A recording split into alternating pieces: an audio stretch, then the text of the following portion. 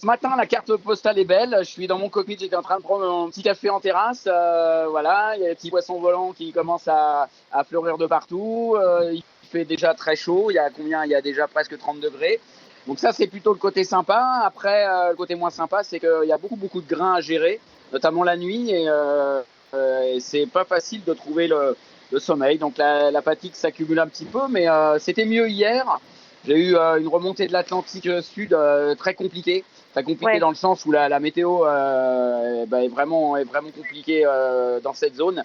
On m'avait prévenu, moi je connaissais pas en dessous de Rio. Enfin voilà, je connaissais pas bien la remontée de l'Atlantique Sud, mais c'est vrai que ça a été ça n'a pas été un long fleuve tranquille loin de là. Donc j'ai beaucoup accumulé de fatigue et c'était vraiment très compliqué, très usant en fait à niveau physique parce que j'ai énormément manœuvré pour gagner dans le nord et puis pour rien lâcher parce qu'il y a les petits copains Miranda et Clément derrière qui lâchaient rien non plus, ce qui est normal, hein, mais c'est bien, ça nous booste un petit peu.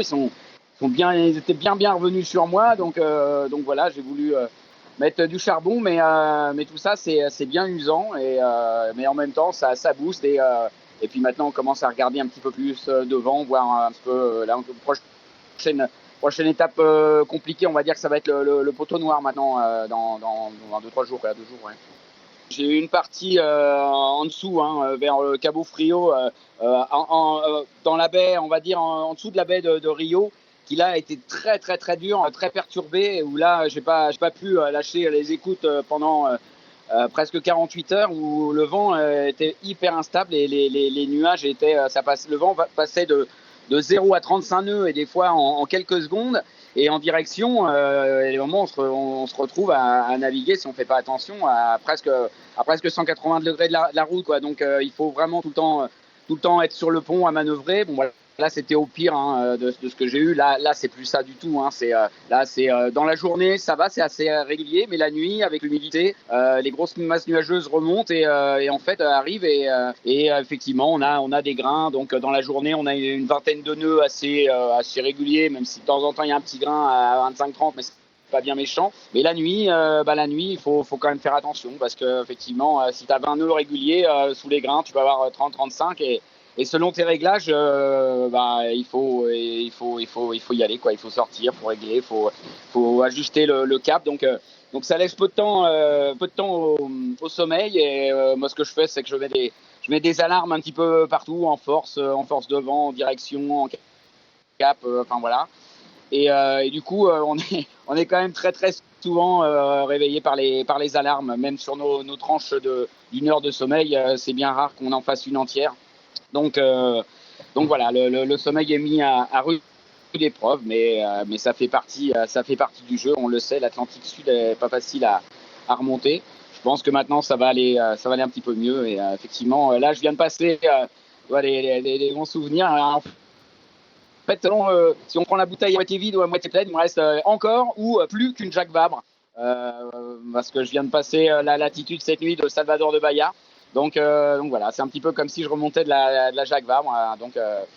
Il me reste soit on dit il me reste encore une Jacques Vabre ou il ne reste plus qu'une Jacques Vabre. Donc voilà, à vous de voir. Bon, moi, écoute, je serais tenté de dire que par rapport à un Vendée Globe, il me reste plus qu'une Jacques Vabre. Mais en même temps, quand je regarde je me dis ouais, il y a encore quelques bonnes journées de navigation quand même. Donc j'essaye de pas trop regarder l'arrivée pour l'instant sinon j'ai peur que les journées me semblent trop longues. Mais pour l'instant, écoute, ça va. Je trouve pas le temps long. Je suis vraiment occupé dans la journée. Et puis les arrivées dernières là des 10 premiers nous ont tenus en haleine. Je voulais quand même noter et féliciter déjà tous hein, d'être arrivés. Ils ont fait tous une course incroyable. Et si on parle du podium, Charlie qui a fait une course pleine, qui a fait une course. C'est toujours difficile d'arriver là où on nous attend. C'est-à-dire il avait quand même une grosse pancarte de favori avec Jérémy. On sait qu'il a eu tous ses soucis, mais couper la ligne en premier alors que tu es attendu en favori, c'est toujours très compliqué. C'est loin d'être facile. Et puis Yannick qui fait une course mais juste magistrale et bravo à lui. C'est je pense absolument génial ce qui lui arrive.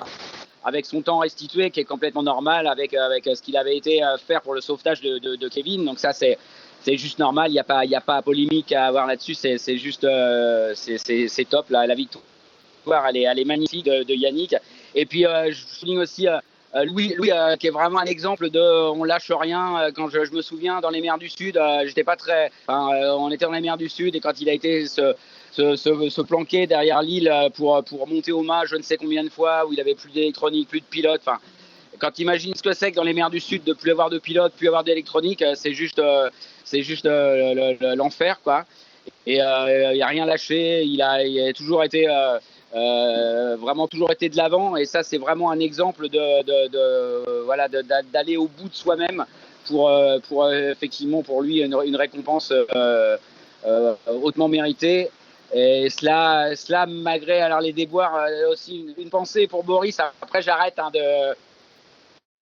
une pensée pour Boris parce que franchement course magnifique et voilà et avoir une avarie, enfin se taper un pêcheur comme ça à 90 000 de l'arrivée, c'est très très dur, mais comme quoi ça nous rappelle tous que tant que la ligne n'est pas franchie, y a rien de fait. Il faut avoir franchi la ligne et voilà, ça nous rappelle à tous d'être super prudent et de faire attention jusqu'à la fin, jusqu'à ce que la ligne soit franchie. Donc voilà. Écoute, les safrans, le bateau, on fait super attention. Je pense que le bateau, comme le bonhomme, fatigue. On le voit tous.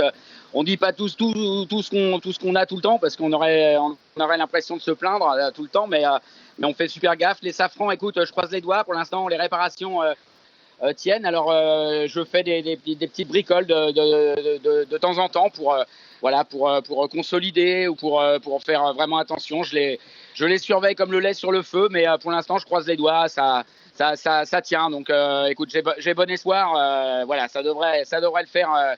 Ça devrait le faire pour aller au bout. En tout cas, je fais tout pour. Je surveille ça de très près. Je les bichonne. Mais je pense que ça va le faire. J'ose espérer que le plus dur est fait à ce niveau-là. Donc, mais il faut être sur le bateau tout le temps. On a des bricoles à faire tous les jours. Je crois que Michel Desjoyaux, on le reprend tout le temps. Hein, c'est sa fameuse phrase le Vendée Globe, c'est une emmerde tous les jours. Et c'est pas loin d'être ça. Si c'est pas ça, c'en est pas loin. Donc il faut faire super gaffe. Quand on a l'impression d'être tranquille, de dire bon là ça va être cool, c'est une journée qui se prépare bien, tu peux être sûr qu'il y a quelque chose qui se met à merder, une alarme, un truc, enfin bref, un truc à gérer. Donc il faut essayer de faire tout ça en amont, de prévoir le maximum. Et enfin voilà, ça fait partie de notre job aussi quoi. Donc, au niveau des voiles, c'est pareil. Quand j'avais eu ce bug de pilote, cette panne de pilote qui m'avait envoyé au tas et déchiré de voiles, j'avais pu réparer ça dans de bonnes conditions. Et en fait, là c'est pareil. Écoute, ma GV, la réparation tient bien. Là, je suis assez confiant honnêtement. Et puis mon J3, le J3 ça tient bien aussi. Pour l'instant, je m'en sers pas trop parce que c'est pas une voile. Même au portant, si on la met un petit peu pour l'équilibre du bateau, mais elle est pas trop sollicitée. On verra si j'ai du temps, si j'ai du gros temps à l'arrivée, mais là c'est pareil, je suis assez confiant. Et pour les autres voiles, écoute, j'ai toute la garde-robe qui est en état. Donc à ce niveau-là, pour l'instant, je suis pas trop ennuyé quoi.